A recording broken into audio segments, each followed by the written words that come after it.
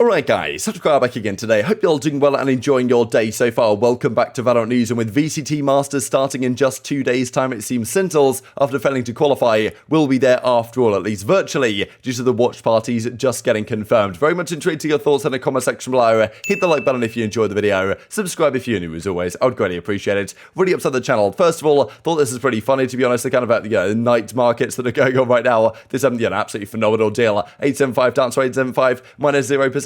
What is there not to love right now about this deal? We've got to talk some Rostermania stuff though, because FPX, they officially confirmed that babybay is gone. They of course haven't made many substitution changes over the last few weeks when they qualified in the #1 seed, right, and won at the EMEA playoffs to get to champions. Of course, they weren't able to make it, right, due to travel restrictions. Players, unfortunately, from the regions can't fly out. Therefore, they would have to make many roster changes, many substitutions to actually allow FPX to even compete, and that would mean that the team is nowhere near, right, the team that they qualified with, which right said, look, that's not going to cut it effectively, and we're not going to allow you to attend. Therefore, Liquid come instead, and FPX don't make it, unfortunately. So difficult stuff for all involved, but babybay was certainly a super substitute for these guys, and they're kind of mutually parting ways. Of course, look, if you're FPX, I'm sure you kind of wanted to keep him on board, but if you're babybay, right, you've proved your worth, you want to probably go elsewhere, right, and actually play for a proper team and do something and build up in that region. XL also making some changes. Aussie and Element are moving to the bench, at least, or to the inactive roster, as they say, so potential options out there in the EMEA side. But yeah, many changes, of course, ongoing right now throughout this entire month, and pretty much as soon as Masters finishes, there's maybe a week off or so, then we're right back into the qualifiers for stage 2, which that's when the pressure is on for some of these teams, especially some of the, big name organizations that didn't make it through, especially in the North American side. You guys are pointing out in the comments the fact that yes, Ascends, they didn't qualify for playoffs, right, and didn't, of course, qualify to champions as a result, but because they placed okay, they'll actually still automatically re-qualify for next season.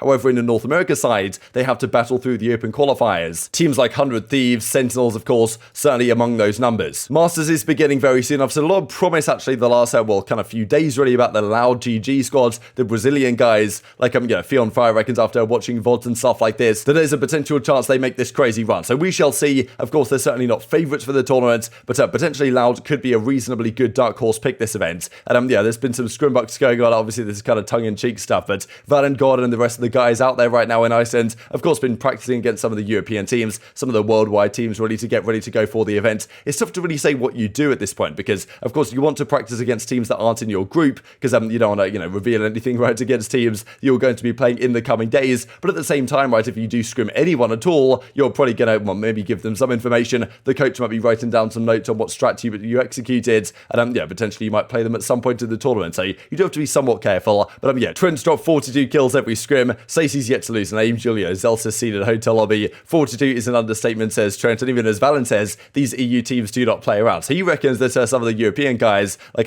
Boaster dropping 50s on everyone right now. So he reckons Fnatic, I guess they're playing, having a pretty difficult time again. So we shall see, right? Optic, the guards, they come in here as arguably like, one of the big favourites for the event. Whether that will transpire in reality, of course, Fnatic, if they are at full strength with Turko, they, of course, they certainly should be favourites as well. And this I thought was pretty incredible, actually, as Josh Wilkinson on Sideshow points out, Reykjavik teams ranked by average age. The guards' average age of their team is 19.6, which is absurd. Like at Crew at 20, DRX 20.4. The oldest is Optic, actually, at 24.8. I believe FNS is 30 or something. I think it's about 30, actually. I think they say in the reply here. But interesting, right, that Optic are kind of having Optic and the guards, the two North American teams, spanning the ages in terms of, they've got the youngest team, they've got the oldest team, the new guard, the old guard, this type of stuff. The guard, obviously, perfect name for that one. NIP Cowan's in is 16, like less for Loud, and Trent at 17, kind of crazy. Like FNS is 30, of course. And it'd be pretty fun to have like a Zuma All-Star and a Boomer All-Star team playoff or something. I don't know, maybe the day before the grand finals, or who knows, right? You do a kind of a Boomer versus Zuma playoffs and see how it goes. But let's talk about the watch parties then, confirmed here by VALORANT Esports yesterday, who will be able to kind of broadcast it on their Twitch and stuff and watch this from home. We've got some of the teams able to do it. G2 Crew Esports, I think, did a phenomenal job last time around. Loud, Paper X, the guards,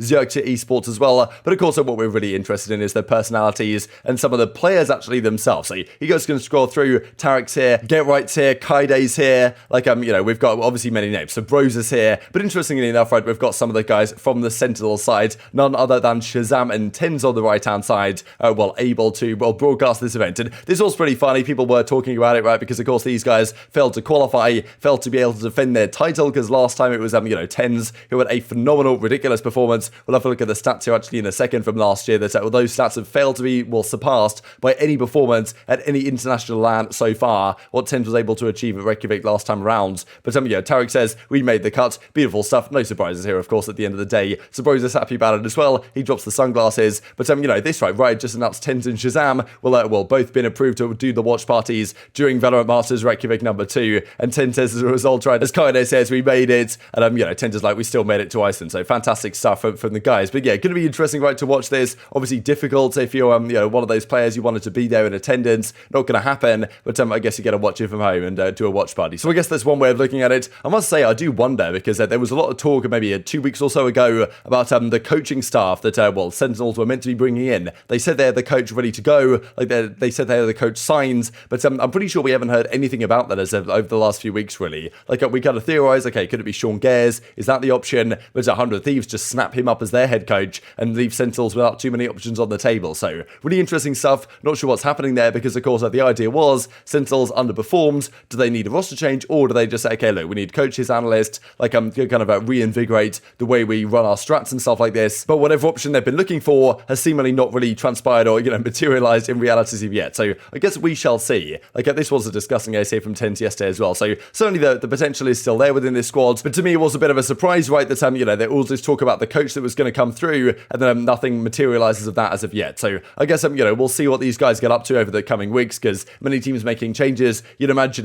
you know, the Sentinels guys don't want to do that as of yet, but you know, still it's an option. And as I was mentioning earlier, we've got to talk about these stats that Ominous points out right here from the 3 VCT LANs that we have had so far. TenZ's performance at the 2021 Masters Reykjavik remains the greatest in the game's history, something he himself has failed to recreate. So honestly, remarkable stuff. You look at well, basically the top left here is kills per round, so not KD, but like kills per round is a very interesting stat. If you get anything like 0.7, 0.8 kills per round, you're doing very well. TenZ had 1.02 pretty much kills per round with the 290 ACS at that particular event. So no one has ever got really close to that. Turko and Heat got you know, not too far away at Berlin Champions, for example. Heat up here as well at a 265 with a great kills per round number. But yeah, TenZ himself here at 270, 094 at Berlin. But like, yeah, no one's got really anywhere close to TenZ's performance at that event. So of course, like, he'll be hoping he can replicate that in the future, but the team needs to be good enough to get in there, which isn't the case so far. And going into Masters as well, trying to figure out which team might be the best. These are some very interesting stats actually on how often teams get the first kill. Now, of course, this is kind of well skewed to a degree by the strength of the region. Loud are certainly a very good team, but in the region they're in, they pretty much dominate the region, right? Which leaves them in a difficult spot in terms of, well, it leaves us in a difficult spot reading too much into these graphics, because Loud have a 66% first kill rate. They have a 70% on their defense, 62% on their offense, which reasonably isn't something you could expect to replicate against the best teams in the world. Maybe they will, who knows? But you know, to me, I think some of the teams have substantial differentials between their defense and their attacking rounds. For example, Crew,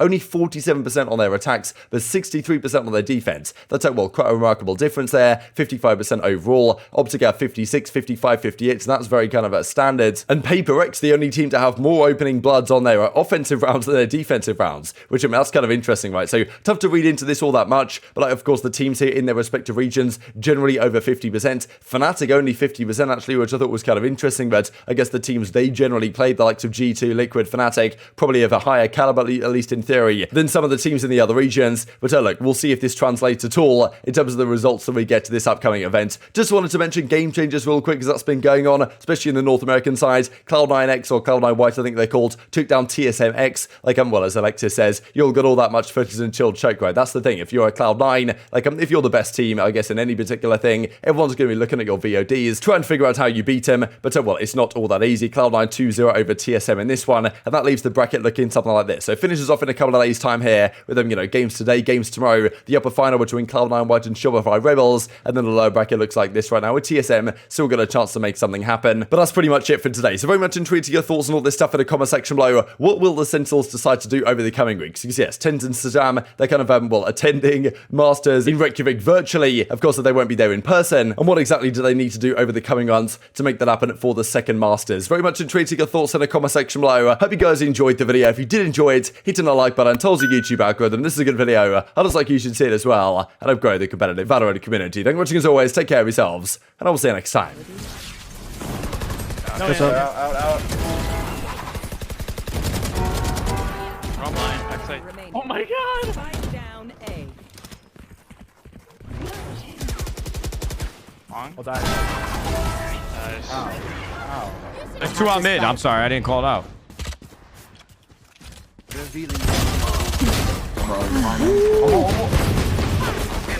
Woo-wee.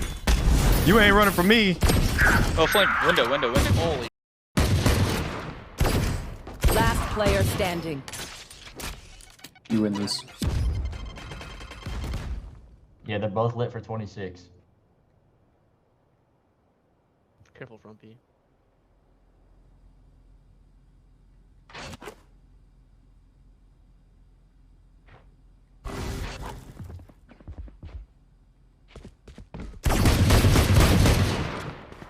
One enemy remaining. Yes, sir. If I had superior, Give me that! it's because I am. Give me that! Raina, that was savage. How'd you learn to hunt That was a like nice that? shot. Yes, I really wish the second one was a They really don't have headshot. any Sentinels.